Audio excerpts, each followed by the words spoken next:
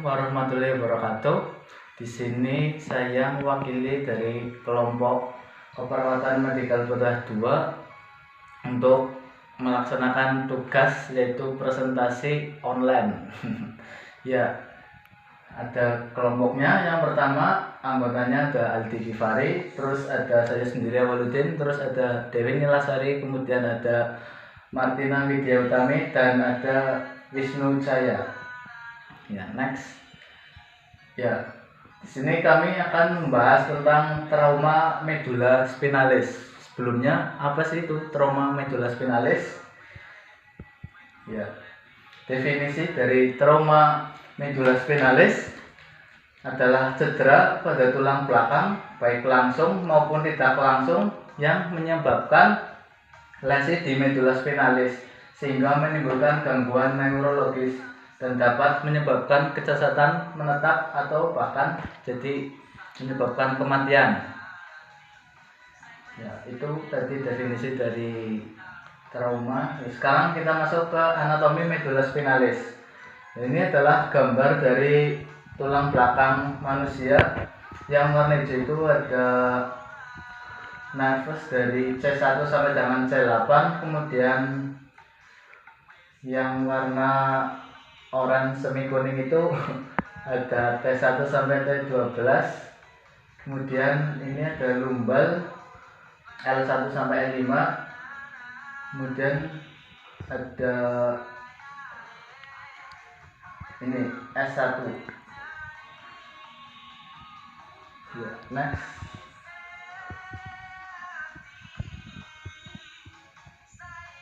Ya, sekarang ke etiologi atau penyebab dari trauma medula spinalis. Yang pertama itu dapat dari kecelakaan otomobil atau industri, kemudian bisa karena terjatuh, karena olahraga mungkin, atau karena menyelam.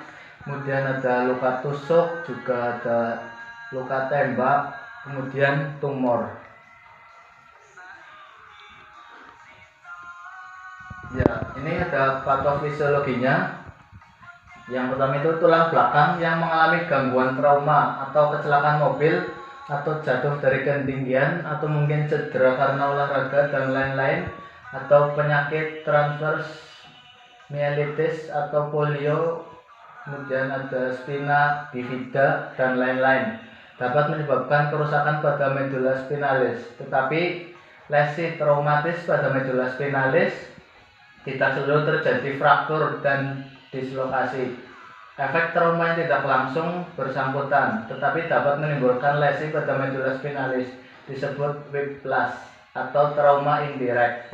Whiplash adalah veralan, dorsofleksi, dan aterofleksi berlebihan dari tulang belakang secara cepat dan mendadak. Trauma whiplash terjadi pada tulang belakang bagian cervicalis bawah maupun thoracalis bawah. Sebagai contoh, pada waktu duduk di kendaraan yang sedang berjalan cepat, kemudian berhenti secara mendadak, atau pada waktu terjatuh dari ketinggian, dan pada saat menyelam yang dapat mengakibatkan paraplegia. Trauma tidak langsung dari tulang belakang dapat berupa hiperekstensi, hiperfleksi, tekanan vertikal, terutama pada T1 sampai dengan L2. Kemudian kerusakan yang dialami medula spinalis dapat bersifat sementara atau menetap.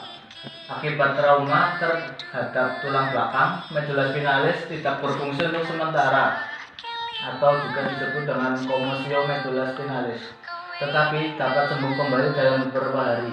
Gejala yang ditimbulkan berupa udim, perdarahan, perivaskuler, dan infak di sekitar pembuluh darah. Itu menurut Hilberger tahun 2017.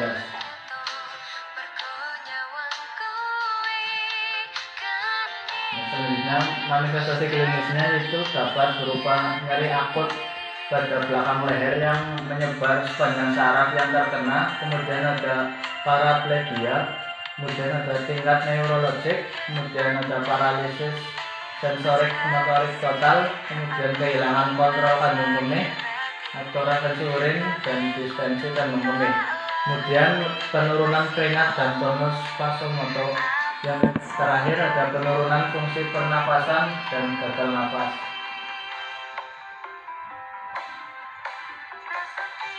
Ya, kemudian ada komplikasinya. Yang pertama itu ada neurogenic shock, kemudian ada hipoksia, gangguan paru-paru, instabilitas spinal, ortostaktik hipotensi, ileus paralytic, infeksi saluran kemih, kontraktur, dekubitus, inkontinensia bladder, dan konstipasi.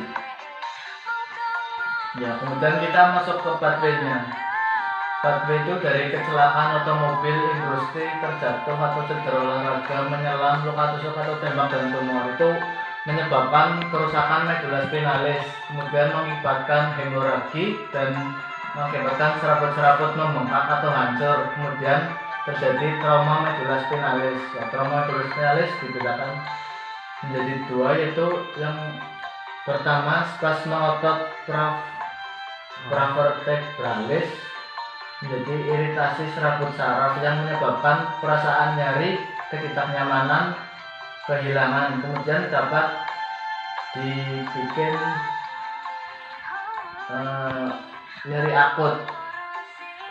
Ya, untuk perawatannya dapat nyeri akut. Ya, kemudian yang di sisi sini dibagi menjadi 5. Yang pertama, kerusakan T1 sampai T12 itu menyebabkan kehilangan inervasi otot interkostal yang menyebabkan batuk, dan itu dapat dikategorikan masalah keperawatannya adalah bersifat jalan nafas tidak efektif. Kemudian setelahnya ada kerusakan di C5 yang menyebabkan HR menurun dan menjadi penurunan corak jantung.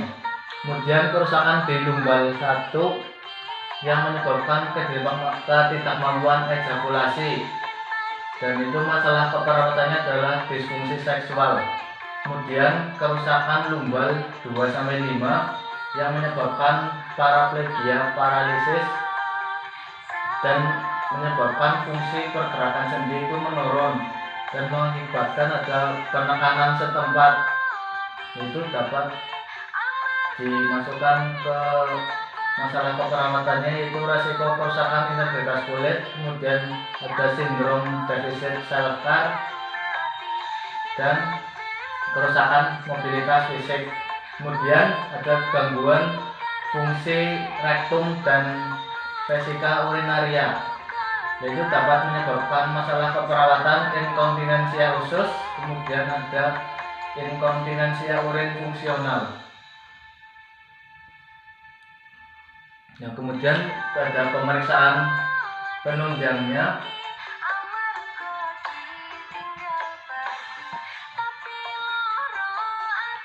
Ya, yang pertama ada pemeriksaan sinar X-ray spinal, kemudian ada CT scan spinal, terus ada MRI spinal, kemudian ada myelografi.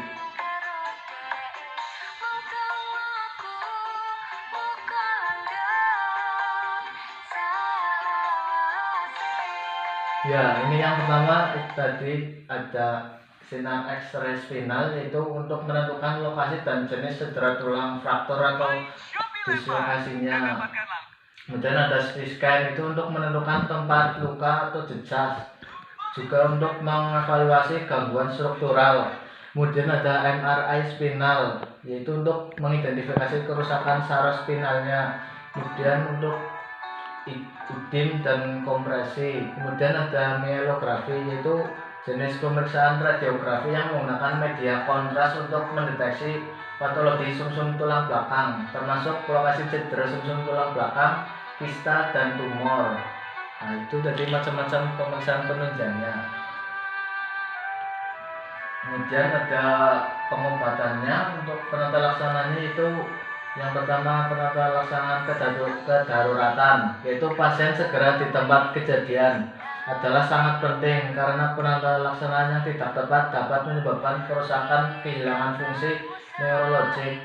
Jadi kalian kalau menemukan ada kecelakaan mungkin yang terjadi di tulang belakang, ya, yang rusaknya, jadi kalau kalian tidak tahu cara menolongnya, lebih baik hati-hati, jangan salah, karena kalau salah tolong malah dapat membahayakan si pasien tersebut. Kemudian ada penata laksanaan trauma medula spinalis atau fase akut.